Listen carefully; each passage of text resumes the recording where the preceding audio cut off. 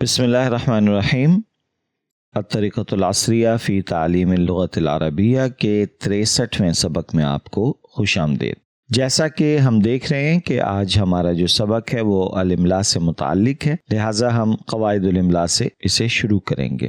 2 اصول یہاں ذکر کیے گئے ہیں۔ نمبر 1، اگر حمزہ قطعی کسی لفظ کے درمیان ہو اور اس پر ضمہ پیش ہو اور اس کے بعد حرف مدہ نہ ہو تو اسے واو کی صورت میں لکھا جاتا ہے، جیسے یا رؤوف القیہ وغیرہ۔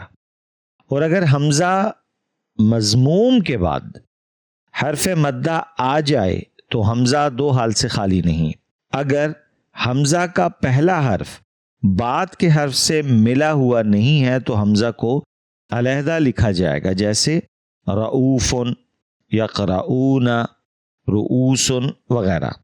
اور اگر ما قبل ما بعد سے ملا ہوا ہو تو حمزہ کو دندانے پر لکھا جائے گا، جیسے مسئول، قعول، شؤون وغیرہ۔ تو یہ تو تھے چند قواعد الاملاء۔ اب ہم آگے بڑھتے ہیں معنی الکلمات کی طرف۔ مسئول ذمہ دار، قعول بہت کہنے والا، نجح کامیاب ہوا، اجرا کرایہ، ینتظرون انتظار کرتے ہیں، اشتریت میں نے خریدا، انفقت میں نے خرچ کیا۔ صفحہ پلٹ لیجئے۔ اب ہم آگے بڑھتے ہیں اپنے سبق کی طرف۔ الدرس الثالث والستون۔ املاء میں 2 چیزیں ہیں، المفردات اور الجمل۔ جیسا کہ ہم کئی دفعہ اس بات کو ذکر کر چکے ہیں کہ املاء کا جو بنیادی مقصد ہوتا ہے وہ طلباء کو زبانی ان الفاظ کو لکھوانا ہوتا ہے تاکہ ان کے ہاتھ عادی ہوں، انہیں یاد رہے کہ کون سا اسم، کون سا جملہ، کون سا فعل کیسے لکھنا ہے۔ کیونکہ ہم آن لائن اس چیز کو پڑھ رہے ہیں لہٰذا ہم اس کی بس وضاحت سامنے رکھیں گے اور اسے پڑھیں گے۔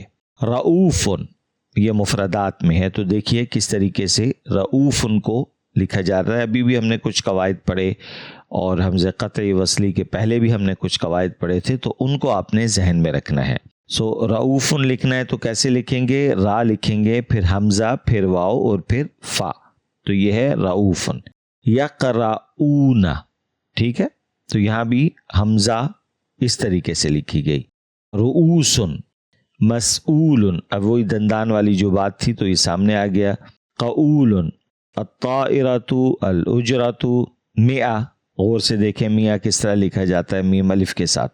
600، اب اگر ہم نے 300، 400، 500، 600 لکھنا ہے تو ہم نے گزشتہ سبق میں بھی اس چیز کو پڑھا تھا کہ اس کو مئہ کے ساتھ جوڑ دیں گے ہم، تو وہ 500 ہے یا 600 ہے۔ الف دیکھ لیں کس طرح لکھتے ہیں، یہ بھی حمزہ کے ساتھ ہے۔ آلاف، تو ان الفاظ کو غور سے دیکھ لیں کہ ان کو لکھنا کس طریقے سے ہے۔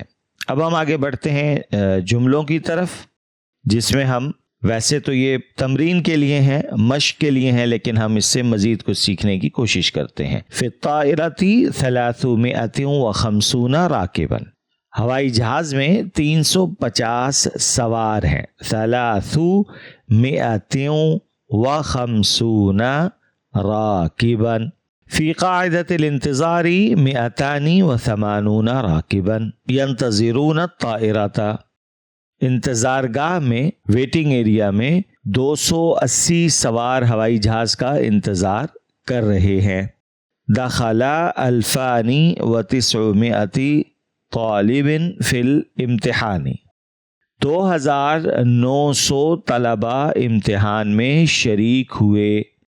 وَنَجَحَ مِنْهُمْ 2890 طالباً، اور ان میں سے 2890 طلباء کامیاب ہوئے۔ اب یہاں جو در حقیقت، کیونکہ ابھی ہم نے عادات پڑھے ہیں، تمیز پڑھی ہے ان کی، تو یہ بیسکلی انہی جملوں کو مختلف انداز میں ہمیں سکھانے کی کوشش کی جا رہی ہے۔ الفانی 2000 ہو گئے، و800، ٹھیک ہے، 18 تو 800 800 ہو گئے، اور اسی طریقے سے و90 طالباً تو 19 90 ہو گئے، ٹھیک ہے، تو اس کو اس طریقے سے ٹکڑے ٹکڑے کر کے اس کا ترجمہ پہلے اس کا مفہوم ذہن میں لانا ہے اور پھر اس کا ہم ترجمہ کرتے ہیں۔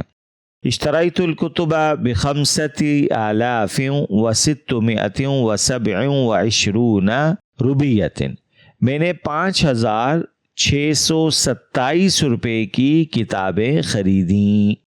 انفقت فی سفری 25 الفا و826 روبیۃ، میں نے سفر میں 25,826 روپے خرچ کیے۔ تو یہ تو تھے کچھ جملے جن کے بھی ہم نے ترجمے کیے، لیکن جو اس میں سیکھنے کی چیز ہے وہ یہی ہے کہ یہ جو عدد ہیں مختلف 1475، یہ جو کرائٹیریا ہے اس کو ہم نے کس طریقے سے ادا کرنا ہے، ہم نے کس طریقے سے پڑھنا ہے، یہ سیکھنا تھا۔ تو الحمدللہ یہ آج کا یہ سبق تو ہمارا مکمل ہوا۔ البتہ یہ جتنے بھی حمزہ قطعی وصلی سے متعلق جو ہم اصول پڑھ رہے ہیں ان پہ گہری نگاہ رکھیں، یہ کافی مسائل پیدا کر سکتے ہیں امتحان میں آپ کے لیے۔ یہ والا جو چیپٹر ہے کیونکہ تھوڑا سا اس کو یاد رکھنا مشکل ہوتا ہے، ناممکن قطعاً نہیں ہے، اس پہ ضرور توجہ رکھیے گا۔ اللہ رب العزت ہمارے اس پڑھنے پڑھانے کو اپنی بارگاہ میں قبول فرمائے۔ اپنا قیمتی فیڈ بیک دینا نہ بھولیے گا۔ انشاءاللہ اگلے سبق میں دوبارہ ملاقات ہوتی ہے۔ السلام علیکم ورحمۃ اللہ وبرکاتہ۔